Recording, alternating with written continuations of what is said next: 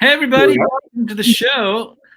We're live via satellite internet, all the way from Orlando. And where are you from, Andy? Beautiful downtown Burbank, Whoop. Well, welcome. It's the heart, Monday. the heart of the media center. I'm sandwiched between Disney and Warner Brothers. That's fantastic. I'm sandwiched between Universal and Disney. Actually, literally, I am. I'm in the area that's right between there. I can Thanks. see. I can see. I can walk out of my studio and see Hogwarts. I can do no, I can't do that. That'd be kind of cool though if I could. So, folks, if you're watching, make sure you share on all your social media channels. I'm actually trying to do it right now. Got to figure out how to do that again. We have a great show today. Very interesting topic. Ooh, we're live now. See, look, this is like it's live now. It's on a delay, but we're live now. It's pretty cool. How long is the delay? Pretty quick. It's 10 seconds. See how confusing that is? I'm closing it down. How was your weekend? It was fantastic. Saturday, went to Disney Animal Kingdom under COVID restrictions, and it felt like pretty crowded, but it was a 45-minute wait for flight of passage. We waited 25 minutes, and it was social distance in the queue, and it was just very, very enjoyable experience. I had my first dirty martini I've had in 6 months at the since my honeymoon. I think my honeymoon was about 6 months ago. Wow. Nomad Lounge, which was delightful, and just had our own. We were on the patio in our own little corner, Kian, my wife and I, which was absolutely fantastic and delightful, wonderful. Yeah, how about you, man? How was your weekend? It was pretty chill. Had a class on Saturday, which sort of like dominates the whole day. Yeah, I spend the day leading up to it preparing, and then I basically just collapse afterwards.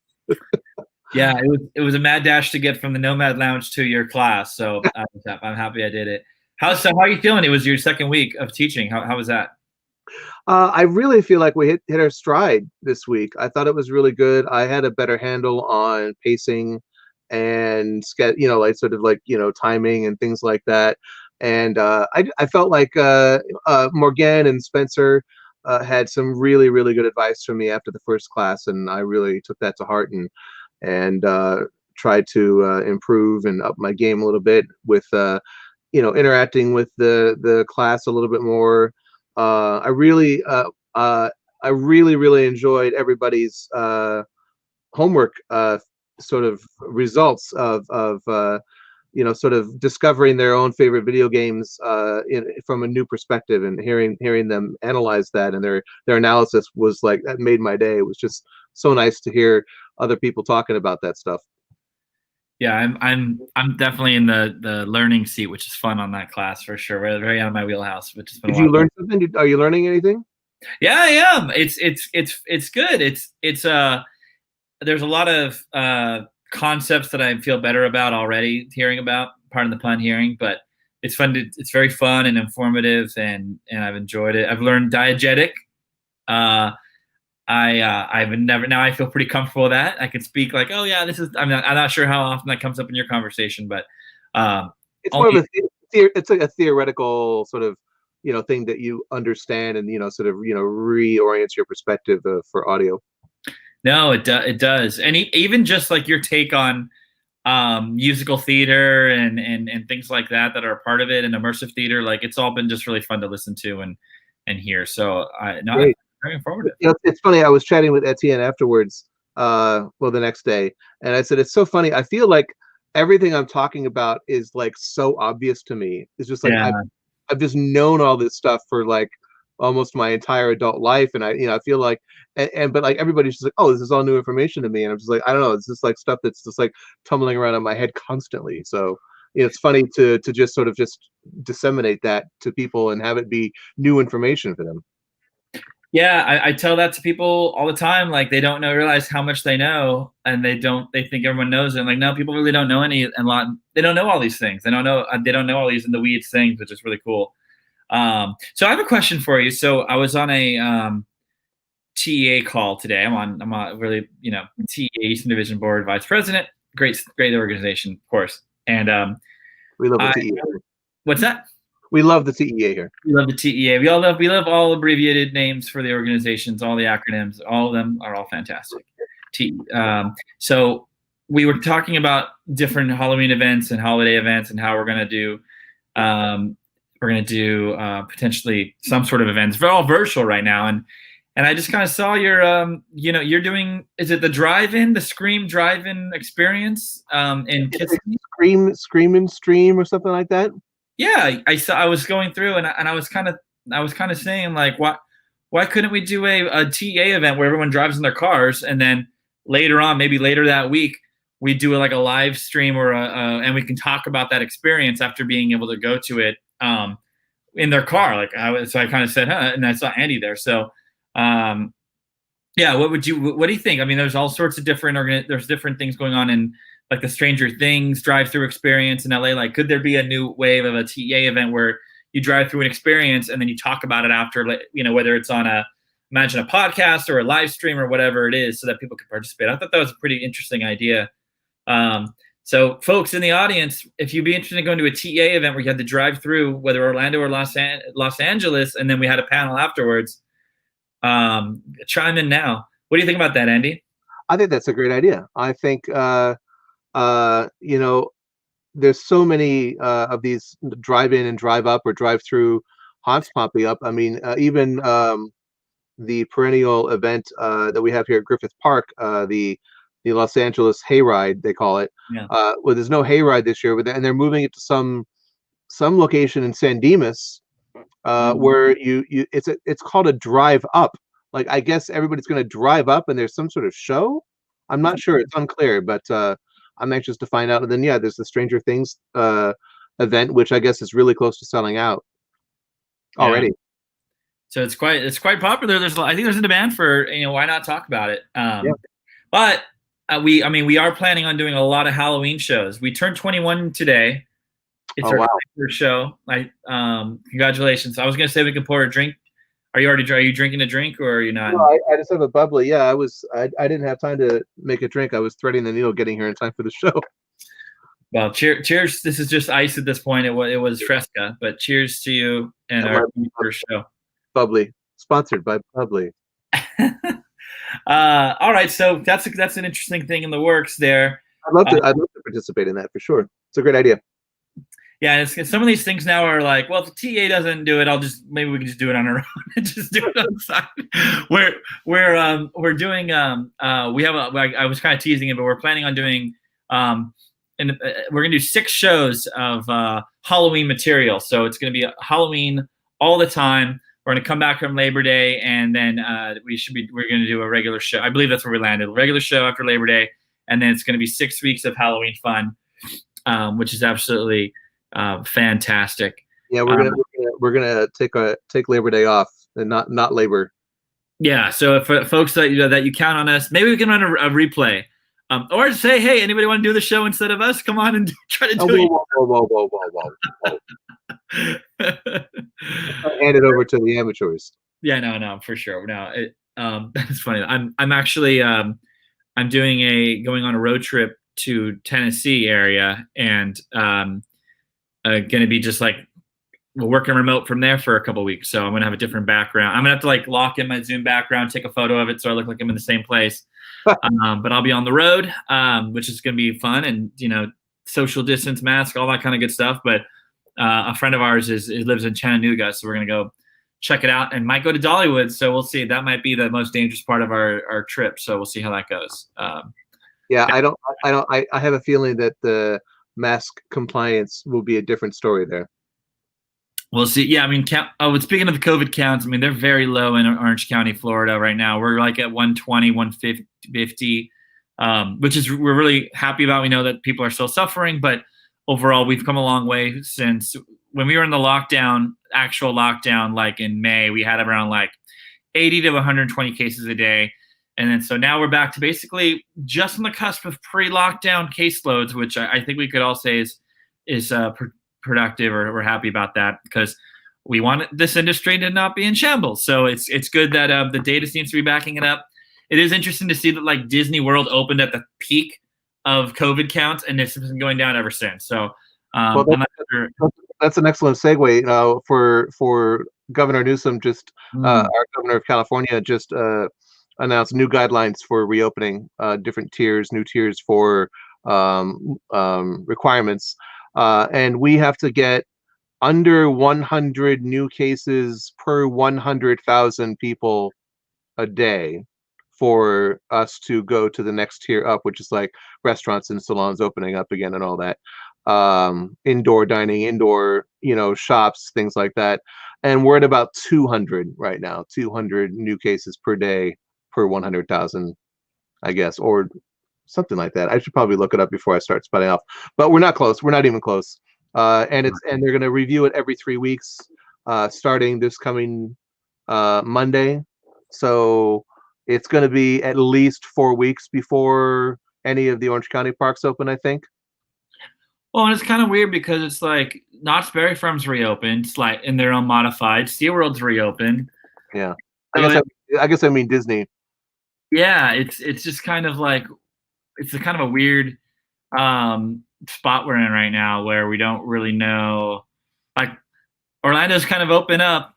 Disney cases are there's been no reported outbreaks of cast members. A lot of safety precaution. I've experienced the safety precautions. I was very skeptical of it all, but I've been out there, so it's very interesting to see when. So, if the audience, when do you think Disneyland will reopen? Will it, Andy? When do you think, if you were going to predict when it would open, when would you say? I would say probably early to mid October, maybe mid October. Yeah, If I had to guess, I don't know. I mean, Michael Libby might be right. I mean, I think, it's entirely possible he's got an edible arrangement coming his way. yeah, yeah. It's pretty. I'm. It's interesting to be in Florida where cases are going down, and like, we got a wacky guy at the top of the helm here, and Ron DeSantis for sure. But like the data, it's kind of it is what it is, and I will just say that we have pretty. I check the information every day, and the information we have, and of course you can say, oh, it's not very accurate, or it's not very this, it's not very that. Okay, so based on the reported data that we have, I'm not seeing the cases skyrocket like they were apparently, and it seems like it can be good. So Xavier says after the new year, yeah, it could be. So we'll see what happens. But I mean, it, can you imagine, like, okay, so say, I don't want to drag this on for too long, but a hypothetical, would you have gone to any of the Florida parks if they were open like Knott's, where it was just F&B and some retail, but no attractions? yeah, I mean, I would have gone to Epcot, no problem like that. I would have gone to Animal Kingdom like that. I'm actually kind of surprised. I'm surprised that they didn't open the parks like that, and they just did it all. But I kind of feel like with Disney, like I just don't. I'm not sure what I'm not understanding. If the safety protocols are there, how going into Walmart is not as safe as going to Disneyland. I know that maybe you go there for your own, there's an actual benefit to it, but like I don't. At this point, I feel like the parks have pretty much shown that they can operate in a safe way, and and unfortunately, the government did not come in to just tell everybody to stay home and we're going to pay you paychecks. People are suffering out there, and we're kind of left in this bad situation. I'm going to say mid-December. Mid-December, late this year, yes, after the new year. Oh, and I did read that Disney World lifted costume restrictions, so now you can wear like adults and children can wear costumes all day, every day, in like September and October for even like non-Halloween events, because there's no Halloween events. It's just you can show up in costume. Oh, that's great. I mean, that's great if you're in Galaxy's Edge and you want to dress like a Jedi. I mean, why not? Right. That's cool. That's excellent. That's good news. Well, what else through news do we have? Let's see. I think that was kind of the big one. Yeah, that was about it. All right. Well, so we have Chris Bradley waiting in the green room. So before we bring him on, I wanted to just give you a tease about what we're going to talk about. So because we're going to go in an introduction of him a little bit, but kind of the whole idea of how do you design, or the sensitivities to designing full-blown immersive attractions. I'm trying to get my hands in the frame. Full-blown immersive attractions like Galaxy's Edge, and putting them into a park like Disneyland that's been around for 60 years and has all sorts of its own stories, its own classic attractions. And then how do you do that? How do you build new things in the new world? So that's what we're going to be talking about in a little bit. But first, let's bring Chris on, and Hey, Chris, how you doing, man? What's going on? How are We you? need, we need like an applause sound effect for when the guest comes on, like they're walking on stage. Yeah. Chris, so we've been put in contact very quickly, and I've already looped you into all sorts of my schemes, and now I got you on the live stream here. How does it feel to be in the whirlwind? You know, I've been socially isolated for months now with very little to do, and then all of a sudden, I have two conversations with you, and my schedule is just out of control. Blown up. And I'm trying to remember what it was like to actually have to schedule things and Yeah. write stuff down and do all the things that we did in the before times. Oh my gosh. So, yeah, this is a good prep for hopefully getting back to work, going out into public, all of those fun things that we used to do. Yeah. No, absolutely. Well, welcome to the show, Chris. This is fun. Thank you for having me. So you have an origin story. I'd love for you to tell the story about the day you met Andy and leading up to that day. While I do that, I'm gonna pull myself off so I can. It's the day you met like the industry. The whole industry was all Yeah. in one room. We were all there to welcome you and then to fight for you. It went well. That was an interesting day. Yeah. So this is sort of a second career for me. I grew up in Tucson, Arizona. I went to the University of Arizona, and after I got done with college, I sort of fell backwards into a construction management career. So I spent the years after college running construction sites and building restaurants and offices and retail and all the not fun stuff. And in about 2008, when all of my friends were buying houses, I said, I'm not doing that. And I put myself back through school. I went to San Diego and did a bit of a grad school program and really learned how to be a concept artist, an illustrator, an art director and whatnot. And I had always wanted to be in this industry.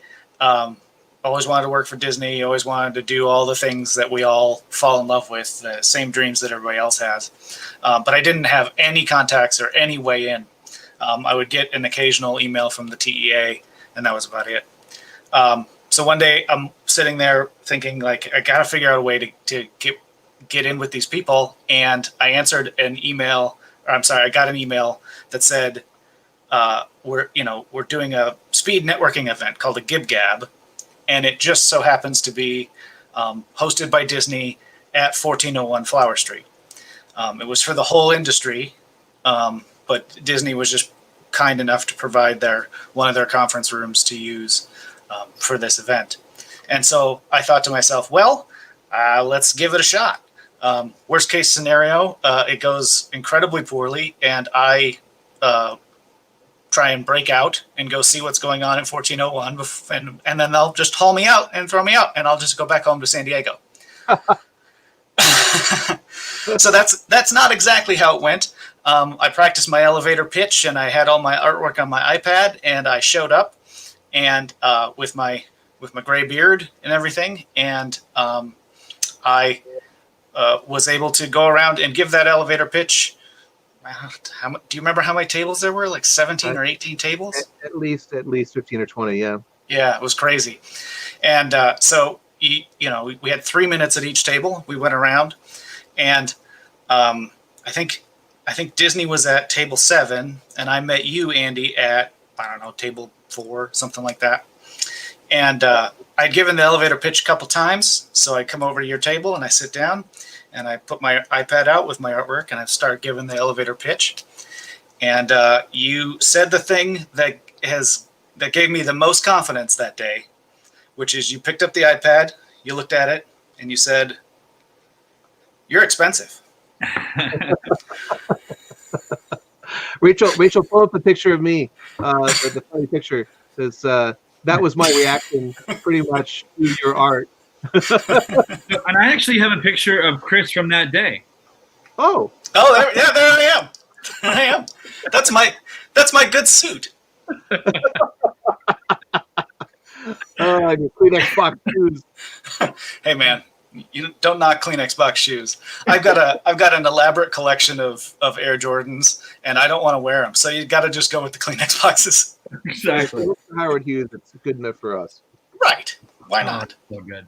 But that was a great day. I was just so dazzled by your talent and your skill, and your just ability to just really um, paint you know Thank you. so I so appreciate that. vividly and so with such imagination. It's so impressive, and I was just like, I felt like I was like getting it on the ground floor of the Chris Bradley show. Well, thank you. I appreciate the kind words. I'm not very good at taking compliments, but yeah, I appreciate that. It was a crazy day. I got a good response from everybody, and I got enough work to sort of get started, get rolling a little bit, and start meeting people and making it happen. I if the TEA does more events like that in the future, I highly recommend them for people to jump in and do them. Um, but I would say come prepared. Like definitely come prepared. I being the old man in the room of the students, I watched a lot of people freak out because they weren't ready, and they were right. They weren't ready. They weren't ready to pitch. They didn't have work that was baked enough to like show people and stuff. So I was lucky in that I had spent enough time, um, in the nest, incubating to be able to take my work and have that have all that happen sort of at once. Um, Not pictured is the amount of toiling that happened for months and years before that to get the portfolio to where it needed to be to show people. But yeah, it there it is. That's the toiling. It's perfect. Well, I mean, that 10,000 hours that you're talking about that you have to put in to like develop those skills is the part that nobody talks about. Yeah. Everybody sees the end result and they're like, oh, well, he's such a fantastic artist. It's like, yeah, well, you literally spent years and years getting to that point and honing your skills and looking at reference of like, there's where I want to be. How do I get there? Right. Yeah. And, I mean, I was doing what everybody else that's a concept artist right now is looking at Greg Pro's artwork and saying, how do I get that good? And I was doing the same thing. And I still do that. and many other artists in our industry and outside of our industry. That background at the very top of your page is one of the very first pieces of your work that I ever saw. Yeah, that one's been real popular throughout the years. And so I've just sort of kept it. Yeah, no, it's beautiful. One of the unfortunate parts of our industry is that the bulk of the work I've done in the last 5 years, I don't own it. I can't show it to anybody. So we kind of have to figure out ways to make new work on the side and present old work and sort of try and stay fresh. So a lot of the stuff that you see here is probably a little old, but try and add things to it along the way when I can to get something new and fresh. And you can click on any of these to see bigger ones. I love that bird's eye in the center. Is that the Fox Park? Yeah, that's the Fox Park. That was if you just click on the little icon there, it'll bring it up. There you go. I spent the last week and a half putting up a new website, so it's fun to show it off, and it's good to see it work. I see Springfield. It looks like I see Ice Age in there. Yeah, the Fox Park for Dubai had quite a few different IPs. The big ride that you see that sort of goes in the upper quadrant there, that was a Sons of Anarchy ride. In the back we had Alien. Wow. We had Ice Age. We had the carousel. There's a really bright spot there. That's the carousel where we had to take all of Blue Sky Studios IPs and try and put them in create an entry statement for Blue Sky, because they don't really, if you paid any attention to them in the animation world, they sort of stay back. They don't play up their own identity a whole lot. Mm-hmm. They just put out cool movies that look great. So we had to try and, within a theme park context, help sell them as a studio. So we did so with a wildly expensive carousel concept. So there was a lot of stuff on that project that was a lot of fun. I've seen a lot of stuff for that park that I probably shouldn't have, and it would have been really gorgeous. Yeah, it would have been quite the project for our industry, Mm-hmm. because the you know the rendering is a little misleading in that we crammed everything in there and turned it around so that you could see it all. We did all the tricks that they do with bird's eye paintings, but this is a project for the for Dubai, so it's in a desert, and it's the ambitions for it was to do not necessarily a downscale park, but a relatively modest park with great IP. Right, they had the rights to the 20th Century Fox IPs, so there was a level of ambition there to do something unique that I have not yet really seen.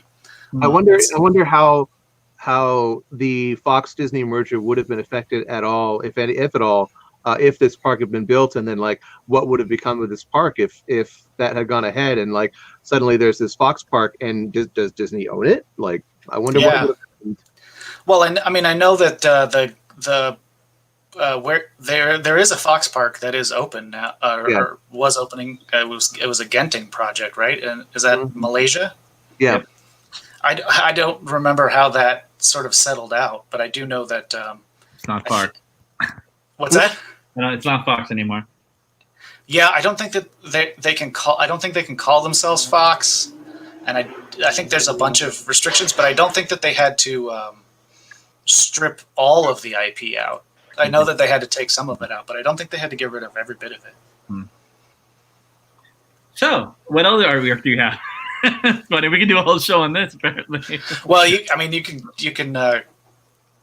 click that either of those little arrows there, and we can dig through. Or I think that's a really good segue to the main topic we wanted to talk about too, where you're talking about how you wanted to do sort of like a value engineered version of a park, but with great IPs. Right. And we wanted to talk a little bit about, like building old school style attractions in the new world. Yeah, I think one of the challenges that we face as an industry is that we have the bar that is continually being raised. Galaxy's Edge, Harry Potter. These are fantastic projects that are huge, but we also are building them in theme parks that have been working very well for over a half a century now, right?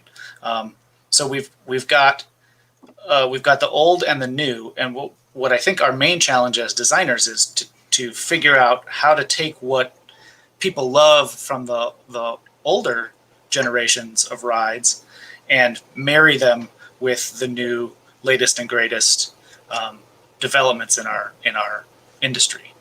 And that to me is like a fascinating puzzle that I'm hoping that the two of you can solve for me. Maybe not. Okay, fair enough. Well, I mean, I see what you mean by that, and like, we talked about a little bit before the show in our chat. We talked about the example of like Jungle Cruise. Jungle Cruise is a big, long, expansive attraction, that sort of knows what it is, in a way, and then and is successful, and still is really successful as an attraction, both in terms of like guest popularity and guest satisfaction, and just narrative and experience. I think it's a really fun, complete experience. That doesn't sort of overreach, and then you have attractions, big areas like Galaxy's Edge, where they're just like, no, you guys, it's real. It's like real. It's like Westworld. It's real. Right. But you have to like walk all the way across Disneyland.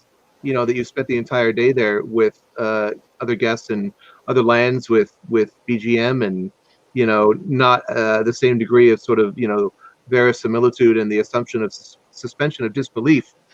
And then they ask you to like, really totally suspend disbelief for like hours and hours at a time, not just for a few moments in an attraction, on an attraction, like, Flight of Passage or whatever.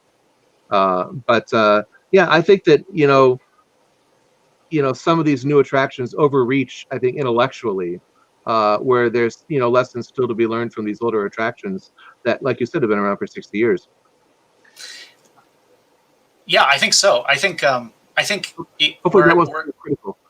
no, I don't think so at all. I think it just goes to show the problem that all of us as designers are in together, right? I've spent the last few years of my career working in independent design firms that take on clients that have big budgets and big demands, but they also they can articulate the new technologies that they want to incorporate. They can articulate the new experiences that they want their guests to have.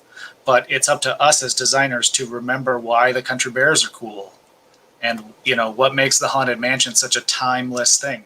Why does the Waterworld show still work so well when the movie flopped, and yet here we are, 30 some years later, and the Waterworld show is still beloved? It's up to us to take those, to dig and find what it is that resonated with those projects, and bring it with us into the new design world, right? And so often clients want you to throw everything in the kitchen sink into the design, because they have all this money, and they've been all over the world. They've seen all these attractions, and they think more is more, right. And as with any kind of art or creative endeavor, you've got to edit, and Absolutely. a lot of clients are really resistant to editing, especially when it comes to programs of things as well. If it's like the balance between F&B and attractions, and the size of attractions, the throughput, and the type of attraction, and the technology, and all those things, and they just want it all, Yeah. and without any consideration of what's good or what it Right. should. So Right. I think we have a lot. There's a lot of thoughts about a lot of different ways to kind of figure out this conversation. Thanks, Chris. Now it's like oddly quiet, and I can't even think, because all I can hear is the silence. I think there's a couple factors here. We have fully immersive IP driven lands that are all IP driven. It started with Bugs Land. If I recall, it may have been the first one that was all IP driven. Toontown was a blend of Mickey Mouse and Roger Rabbit. Feel free to fact check me on all that. Then we have Wizarding World of Harry Potter. We have Cars Land that open up, that are all immersive environments that are basically taking the world of Cars Land and hitting the print button to make it happen. That creates an interesting thing, because I think that Disney's California Adventure was kind of set up to have these different areas that were almost in the air, and it wasn't that big. It's not that big of a. It is a little bit of it's a lot of contrast there. We know Galaxy's Edge feels a lot more of a heavier contrast at Disneyland because of the way that those lands are set up, versus Disney Hollywood Studios. To me, it's like you're jumping into a movie, so it feels like they already have a little bit of that, like Toy Story Land and the Indiana Jones area, for kind of slightly, and then you have the Muppet area. So it feels like it's already divided up into IP.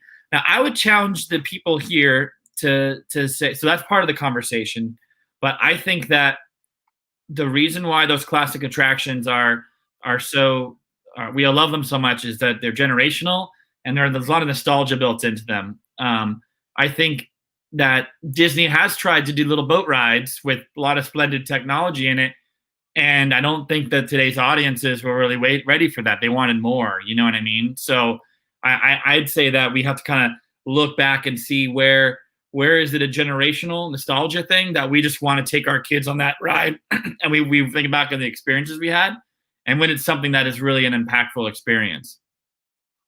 Yeah, I guess we have to quantify what the nostalgia buttons are, and figure out what's the algorithm of nostalgia, that we're, so that's sort of blinding us as designers. Yeah, I think keeping our focus on the guest level helps a lot. I remember when I was a kid, we went to Disneyland way back when, and they had taken the motorboat cruise that still existed, and they had done a really quick Gummy Bears overlay, right?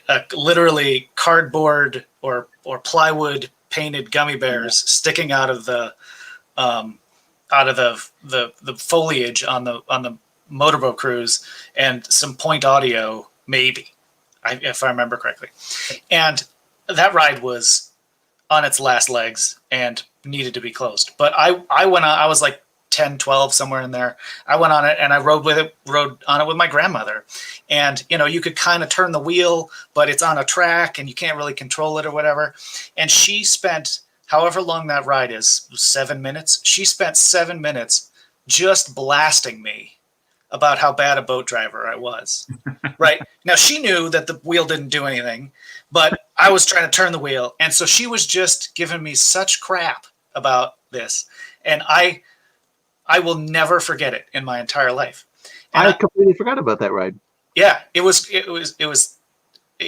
existed for like 12 minutes. They were desperately trying to tie in the children's afternoon TV show. So that ride gave my family an opportunity to make our own fun. And I hadn't really seen a whole lot of rides since then that did that. We tend to think of those rides as not really that great. And it wasn't. But when they redid the Luigi's Flying Tires ride in Cars Land in California Adventure, now it's what is it? I forget what it's called, but it's the automated cars that dance. It's the little like Italian wedding dance thing. Rollicking Roadster. Yeah. So that's a painfully simple conceit for the ride.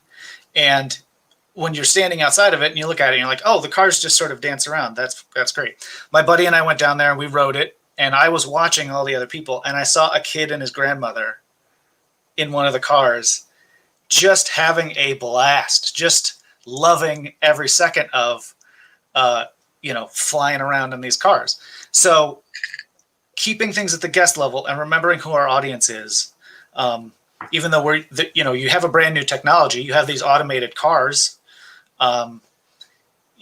really, I think really solves some of the problems for us right out of the gate. That technology was not cheap. Yeah, and I remember when Disneyland lost power, the whole resort lost power some 2 or 3 years ago. Oceaneering, I was with the Oceaneering guys at the time, and they were so proud that was the only attraction that didn't lose power, because it was all battery powered, and the batteries lasted for like 6 hours. That's awesome. That's really cool. Yeah, I think that we one of the things that the big ones do that I think is really interesting is we can't afford budgets just don't allow for 150 animatronics anymore, right? So Pirates of the Caribbean is so charming because of the myriad of factors involved, right? But if you can't afford that many animatronics, how do you give that same experience? I have a theme park design theory, and I hold it up against everybody else's theme park design theory, which is people just want robots that sing at you. And people can write books, and you can read, these geniuses in our industry that write stuff. And I don't disagree with them on anything. They're far smarter than me, but I think that people just want robots that sing at you. But if you can't afford a full chorus of 100 of them, what do you do, right? And I think both Harry Potter and Galaxy's Edge did the smart thing, which is get one and put it next to the guests, and put it either in the queue or in a store or something like that, so that you spend time with it. So you're spending time with one animatronic, one robot that's telling you what to do or ignoring you or yelling at something, and allow the guests to sort of experience that on their own terms, if as best you can. Like Mr. Potato Head too at Toy Story Midway Mania. Exactly, Mr. Potato Head. Yeah. Mm-hmm. Well, I think one thing that we're up against with over the past 40 years, the technology in movies and film for the creatures that they might have, it's just the expectations are so much higher now, where you have CGI and it's very hard to tell what's what, right? So you have Iron Man flying in, not that impressive. or it is very impressive that it's just like, oh yeah, that's the way it is. So there's a whole generation of people that grew up with Iron Man just being able to fly in the sky, and it looks like he's really flying in the sky to most people. So you look at theme park rides and look at like Haunted Mansion or Pirates of the Caribbean, the fluidity in their action is just really not there to keep up with the pace of what a modern day story would need to be. So then we go to things like Shanghai Disneyland Pirates, which I've never been on and I've never seen, but I presume that they solved a lot of problems with using projection in some cases and animatronics at the same time. But I don't want nods or any sort of things. I only went to the little testing they did in Captain Jack experience in Disney Hollywood Studios. So it's like they kind of have to on Rise of the Resistance, which maybe you guys haven't been on, so maybe I won't say anything. But they use projection and animatronics to great effect. And they bring you close to them, but it's not a huge army of them necessarily having all that motion, right? So it's a blend of the two when they need it to come on and off. And on that ride is the first point where like it's kind of you kind of get lost in it. It's hard to tell when it's projection and when it's an animatronic, which is actually pretty brilliant with how they set all the view sheds and everything up. So my point is that the audience expectations for action are a lot higher. We know that Pirates of the Caribbean was probably the most thrilling attraction anyone's ever been on. Just going up the back, up the waterfall, at least in the Disneyland California version. So you have to figure out the technologies. I lost my train of thought because it came big on the screen. You have to figure out if we can keep up with the other mediums. Just like any kid is going to go up to a piece of paper now and try to touch it like it's a touch screen. This is Lady in the Tramp, everybody. Because that technology is just everywhere, right? You can't just put a sign up and expect kids not to be like, oh, is this interactive? Like they have those expectations. So just another piece of the puzzle. Yeah, and I'm Miranda. Miranda's a good friend of mine. Hey, Miranda. She recently turned into a werewolf because she was bitten by a dog. That's cool. what's with her avatar there. I think we've all been there, right? Yeah. I know she's going through the change. Yeah. I think we as designers need. I think so often in client-driven projects, we're driven by technology rather than by story, and it should be the other way around. Rather than trying to shoehorn a story into a particular technology with like, here's the story we want to tell, and here's roughly the experience that we want to have. What technology should we use? Rather than like selling the client on with this particular trackless multi-mover, or this particular kind of simulator, or let's invent a whole new carousel with simulators on it.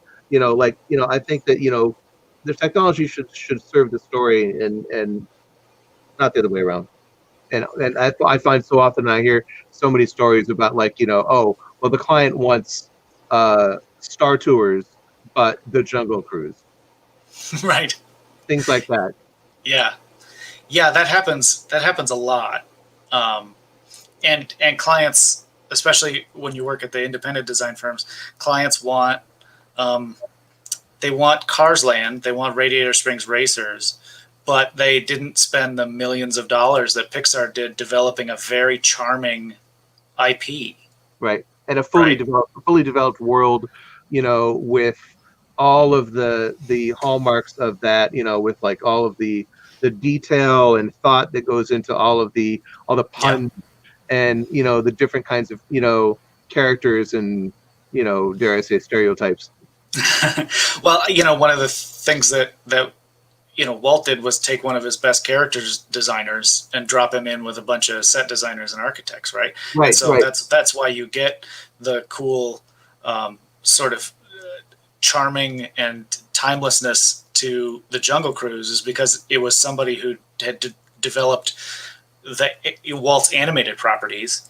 Mark Davis's genius was in creating those characters. So bringing him over and dropping him into Imagineering let him create a whole bunch of, new vignettes. Same with Pirates. So I think, Cars Land works really well because of the level of charm that Pixar had already built in to the IP. I think one of the other things that was interesting about when I did go to Galaxy's Edge was, we got there early in the morning and we had we'd done the whole app thing and we got our time to go in or whatever. And we were walking across Fantasyland in the morning to get over there. And as we were walking across Fantasyland, we see the kid that's dressed like Peter Pan, the walk-around character. And he's a 17-year-old kid. And he was clearly just having a blast. He was flirting with the girls and stuff. And then as we're walking, we see on the other side of Fantasyland, over by the Red Rose Tavern, we see a little boy, probably 2.5 or 3, dressed like Peter Pan. And you see the walk-around character notice him and then just fly across the land to come over and say hello. And I couldn't hear them, but you could see them talking. He knelt down and he talking, and the little boy was showing him his hat and showing him his Peter Pan shirt. And then they went on an adventure together. Like, he grabbed him by the hand and he took him around, and they started peeking in windows and doing all this stuff.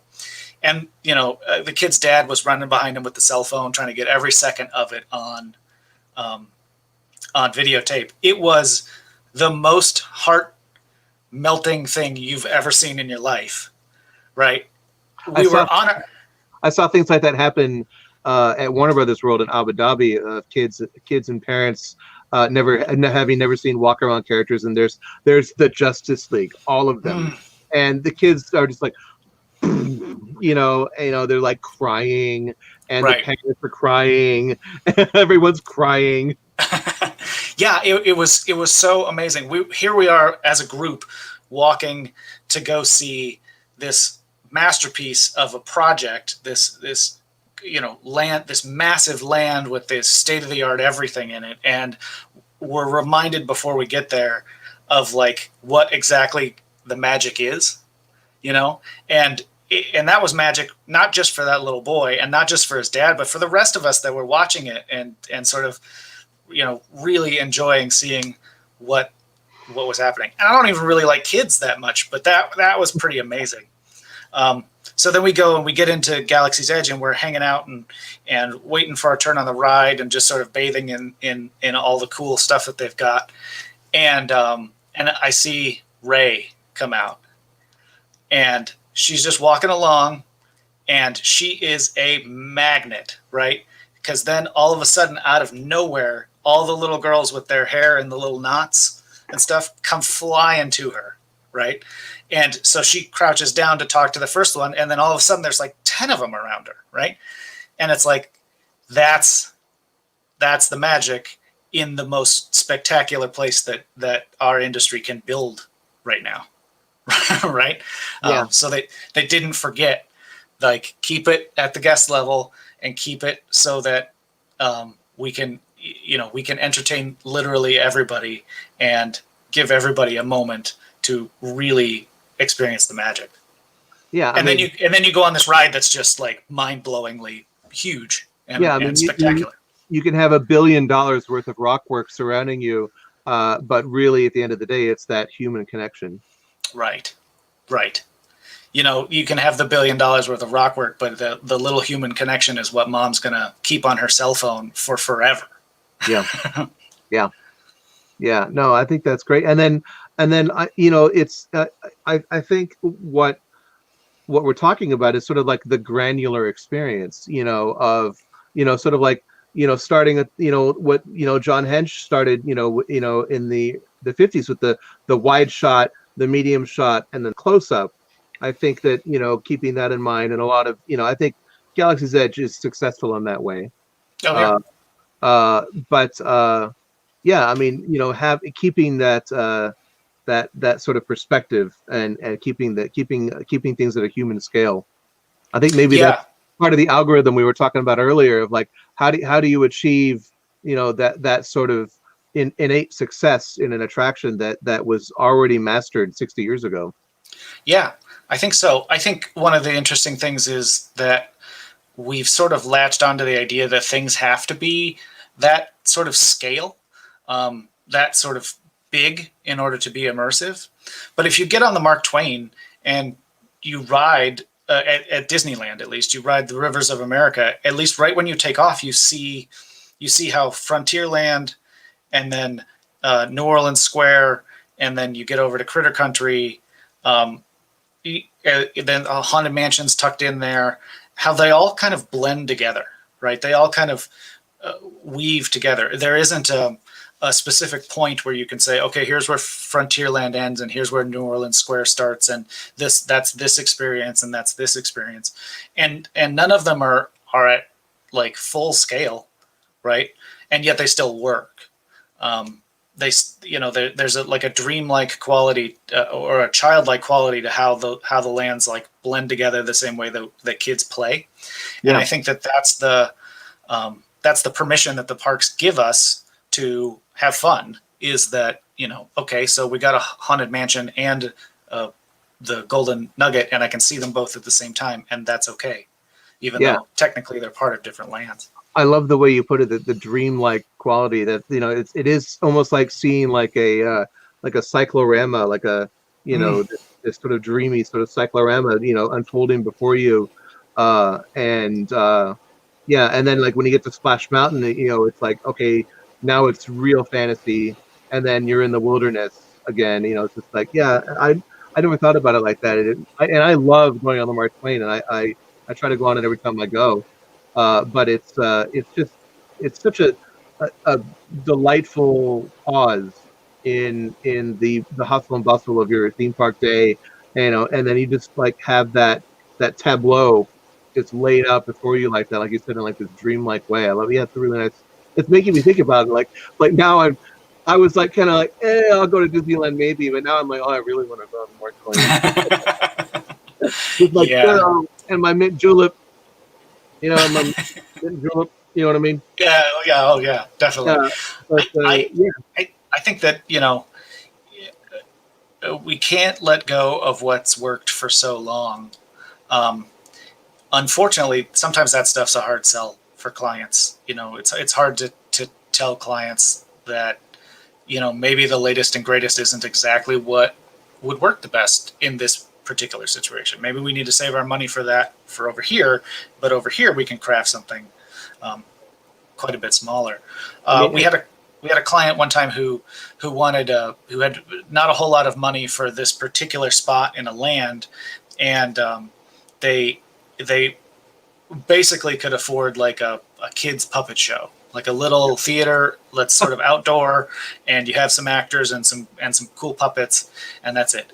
And so we pitched that, and then they came back to us with a 3D like dome that is Turtle Talk with Crush happening at like 6 different locations, and then the characters would then like take off and swim above you, and you could always see them, and then they come down and talk to you, and maybe they remember your name. Like they listed out this attraction that sounded spectacular, but it was $500 million.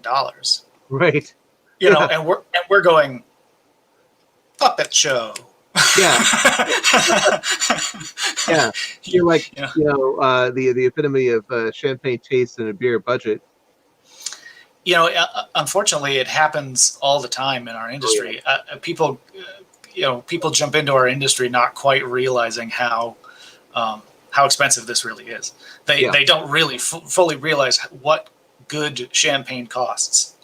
Mm-hmm. Yeah, and why you want it, and how it works, and how marketing plays into it, and all of those things. And it's those are all really good points. And it's funny. I had this visceral reaction to when they sort of topped out this new unannounced coaster at Islands of Adventure, which is just like slammed into this beautiful vista of the Jurassic Park visitor center, and then there's Hogsmeade and Hogwarts up there, and it's just like ooh, yeah, coaster everywhere now. And I felt like can you imagine if they did that at Disneyland and just like weaved a coaster through Frontierland, New Orleans Square, and Critter Country, and just been like, it's coaster now. I couldn't believe that they made that choice and decided to change that view in that way, because it was so iconic and beautiful and already well thought out. in terms of like, like Patrick said, the view sheds and like, and then like especially like even like little like intimate moments and intimate corners, like on the that back patio behind the three broomsticks, where you can sit and have a quiet meal and look at the turtles and the fish and everything like that.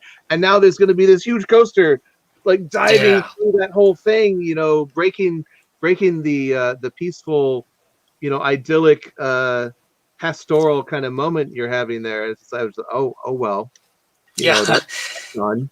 Yeah. I do fear that. I think, a lot of these companies, especially the bigger ones, they get to a point in the development process where they're like, we have $300 million and we need to get the biggest bang for our buck for the $300 million as we possibly can. So the easiest way to get the biggest bang for your buck for $300 million is a roller coaster. Mm-hmm. And, I've reached the age where I don't want to ride more than one a day if I have a park day, Right. So I kind of feel like, I'm hoping that attitude doesn't catch on post-COVID, when the parks are trying to get stuff, 3 to 5 years from now, they're trying to get stuff in as quickly as they possibly can because everybody was on kind of a development hold, Right. For this period where they suddenly just snap to, what if we just get a coaster? We can get an off-the-shelf coaster and have whoever, modify it a bit, and we can throw some story around the edges and call it done. That really scares me. It scares me too. It scared me when they announced that Epic Universe was indefinitely postponed. And I really worry about what that site is going to turn into and what that concept will turn into, if and when they decide to build on that site again. It's not going to be the immersive storytelling. I worry that it's not going to be the immersive kind of storytelling, very expensive and art directed kind of experience that, they had planned, because of all those things. And what if, I can totally see now that you mentioned that Universal be going like, what? Coaster park. That's just going to be a coaster park. There's going to be 6 coasters and 3 flat rides and 10 restaurants and go. I hope that doesn't happen, and I have faith that that doesn't happen. I know just a smidge about that park, and I know that they are very enthusiastic about their concept, Yeah. and rightfully so. So I'm hoping that the choppy waters that we're all experiencing right now calm down soon enough so that they can get back to bringing us a pretty impressive and magical thing without too much in the way of let's call it ambition reduction. Yeah. Because they have been determined since Harry Potter opened to do something spectacular and awesome and raising the bar, and I would hate for them to change their minds on that. But I have faith that they will stick to what they've got as best they possibly can given the circumstances. Well, I want to be clear too that it's not for any kind of lack of imagination on the part of the incredible people at Universal Creative who are our friends and colleagues. Like with any organization like that, it comes down to ownership and leadership and executive management. Parent companies deciding how much money they want to spend, and in the end, what the ultimate decisions are going to be made. And it's like that even at Disney and at Imagineering. It's like, people can complain about, this or that or media-based this or media-based that. It's like, man, it's not necessarily a lack of ideas or creativity or anything like that. It's either there are so many things that are factors that are behind the scenes and under the hood that 99.999% of the people, even the discerning fans on like the Diz Twitter, things like that, have absolutely zero idea what is going on and what is behind all of those individual decisions. Yeah, and these projects, are massive capital expenditures. I Yeah. mean, the amount of money that they have to outlay before they see a dollar, Mm-hmm. right? I mean, most of the money has to be spent before opening day. Yeah. So if you're talking about a modern theme park, how much did, what was the best guess on what Shanghai cost? 5 billion, something Well, like yeah. I that. mean, they basically had to build everything twice, so yeah, it was like 5 or 6 billion. Yeah. Um, so that means that the company had to shell out 5 billion before they saw $1, Yeah. right? And that is exactly the opposite of what they teach in business school. Right. That is exactly the wrong way to do it in terms of a business school sort of perspective. So, decisions have to get made in the corporate world for the health of the company, that unfortunately, make it so that not every experience is exactly what every fan dreamed of. Um, Yeah. Yeah. I and mean, that's unfortunate, but it is kind of what it is. yeah. I was chatting with Jason McManus just the other day about that, about how you to you have to really want a theme park to spend the money on that. The upfront capital expenditures are so high. Or there are, if you just want to make money, there are so many other ways that you Mm, can make money, that are much more guaranteed. But like, if you want to build a theme park and make money, it's like, you're not gonna see profit for 10 or 15 years. And because on a good day, your profit is going to be, unless you're like Disney, you're at the peak, your daily ROI is going to be like 10%, yeah. 15% if you're having a good day, because of all of these, and the overhead is so high. And just the all of the utilities and insurance and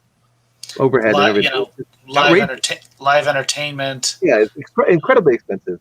the amount of staffing you have to have in order for things to work smoothly. I can't tell you how many places I've been, not really in the last 6 months, but just in life, where I think to myself first, like, oh, I wish this place ran more like Disney. Disney knows how to control a line or control guest flow, and this is a disaster.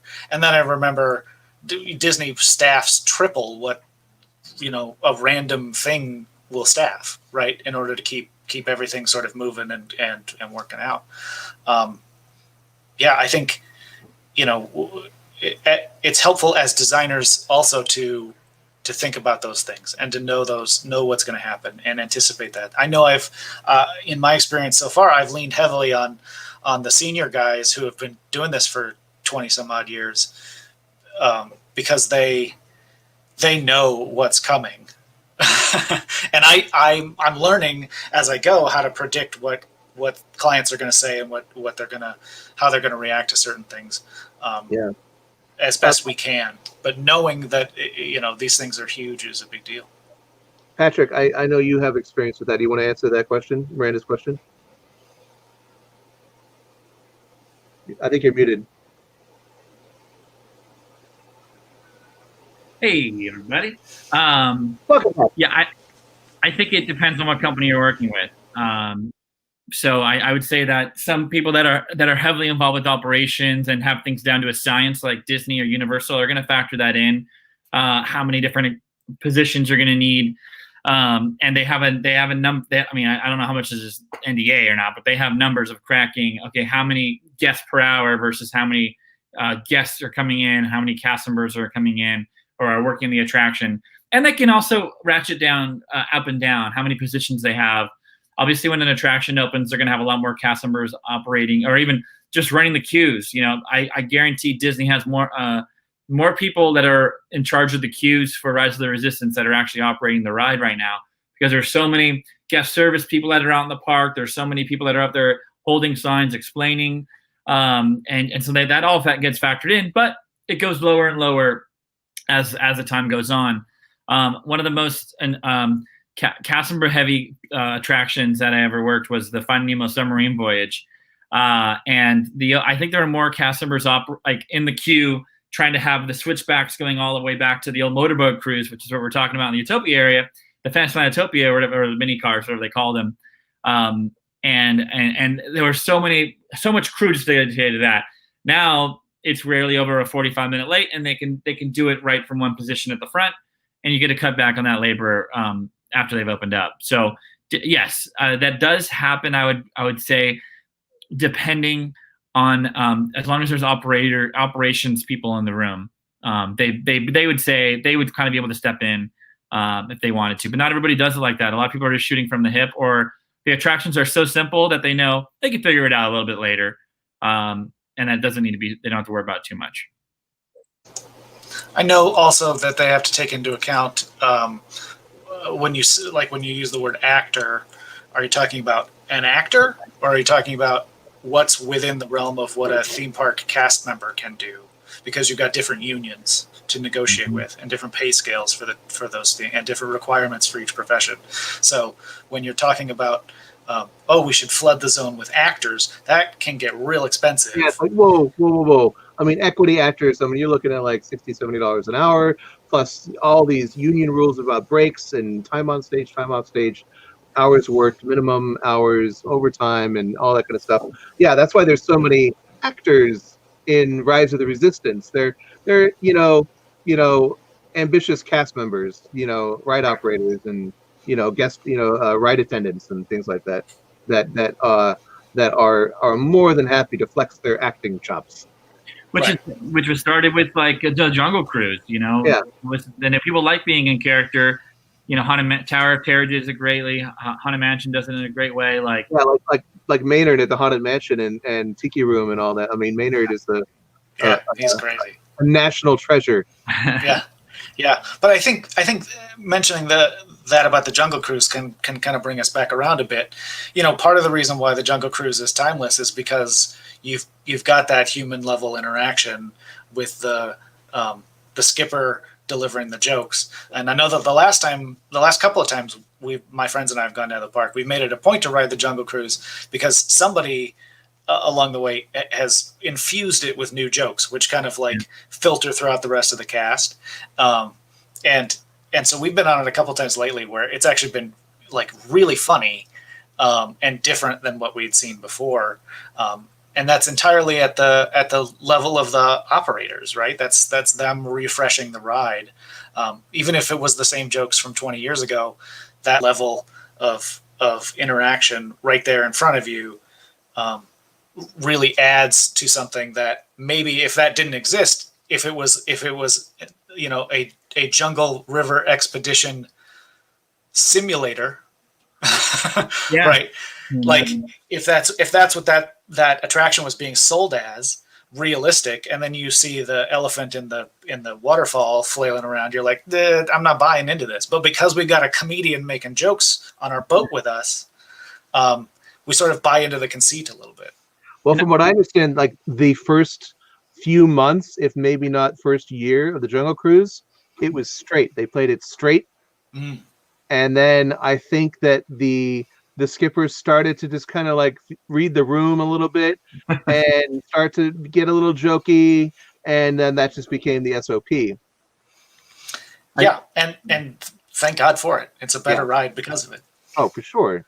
I just hope that they don't, like, we're not going to wake up one morning and there's The Rock animatronic just standing there, like, just shifting his weight, looking at you or something stupid. I mean, if it's a good animatronic, I mean, The Rock. At least it's The Rock, right? I mean, sure. But no, I totally agree. Look, I'm not going to comment on that. I think that I trust the people at Imagineering to do great jobs and to do what they're going to do. But I will say, when you talked about timeless attractions and helping to keep attractions relevant, when you mentioned Waterworld, I believe at Waterworld they do a lot of like updating of the script, a little more contemporary jokes, tongue in cheek, and I think that kind of humor plays into making it a little more relatable. Like all the framework is there, and then you come back, it's going to be maybe a little bit different. There's going to be a new joke.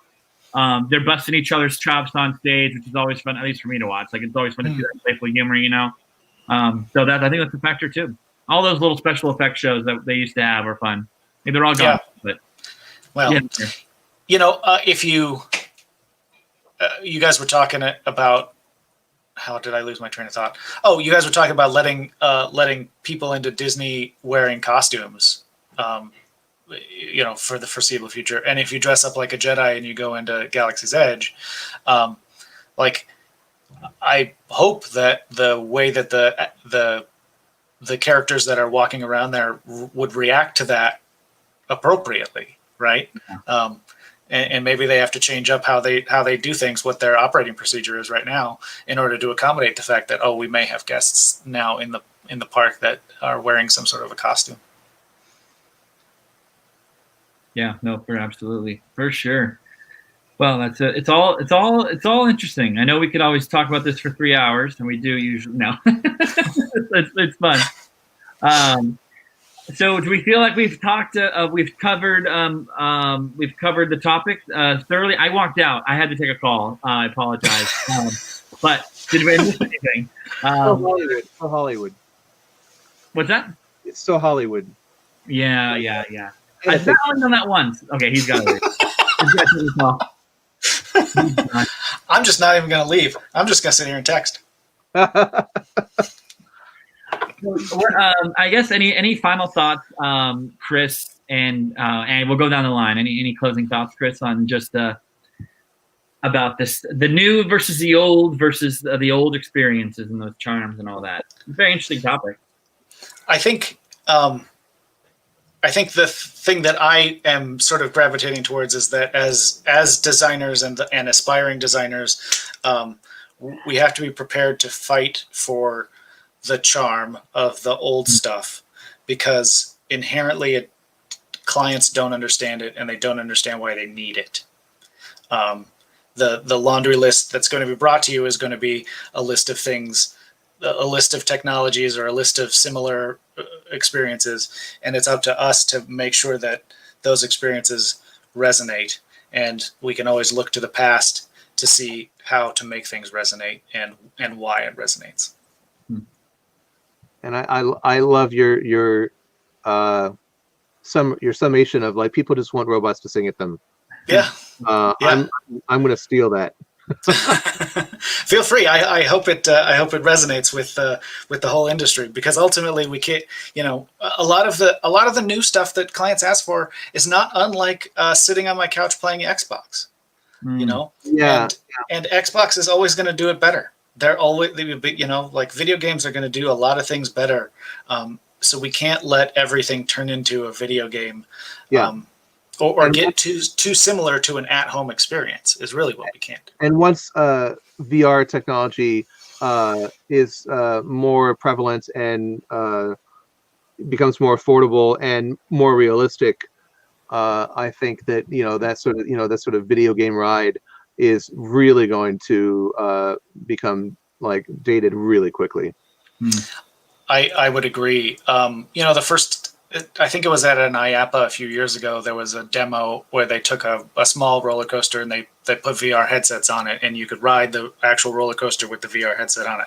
And it was kind of amazing. It was pretty remarkable, but it wasn't that much different than if you were sitting in an office chair with the headset on, right? It didn't provide that much of a different experience, in my opinion.